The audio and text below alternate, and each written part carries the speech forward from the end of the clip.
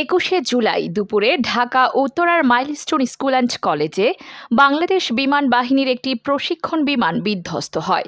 বিমানটি ছিল FT-7BG মডেলের। এটি বিধ্বস্ত হওয়ার পরপরই স্কুল ভবনে আগুন ছড়িয়ে পড়ে। ঘটনাস্থলে মারা যায় বহু মানুষ।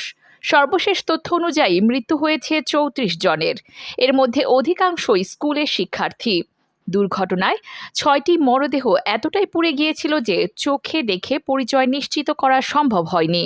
এই মরদেহগুলোর পরিচয় শনাক্ত করতে পুলিশের অপরাধ তদন্ত বিভাগ সিআইডি ডিএনএ পরীক্ষার উদ্যোগ নেয়।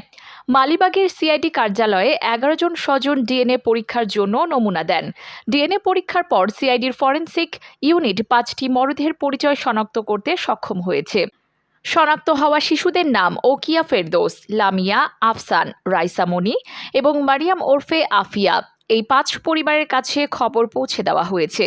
অপর একটি মরদেহের পরিচয় এখনও অজানা, তার শনাক্তের কাজ চলছে।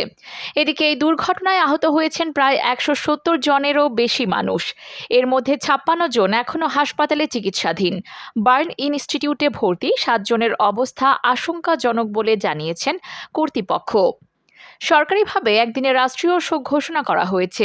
একই সাথে ঘটনা তদন্তে কাজ করছে বিমান বাহিনী ও অন্যান্য সংস্থা।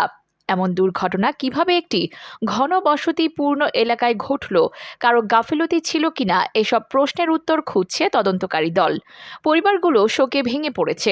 পরিচয় মেলার পরও সন্তানদের দাফনের জন্য প্রয়োজন হচ্ছে ডিএনএ রিপোর্টের। ঘটনাটি সারা পৃথিবীতে চরম আলোড়ন তুলেছে।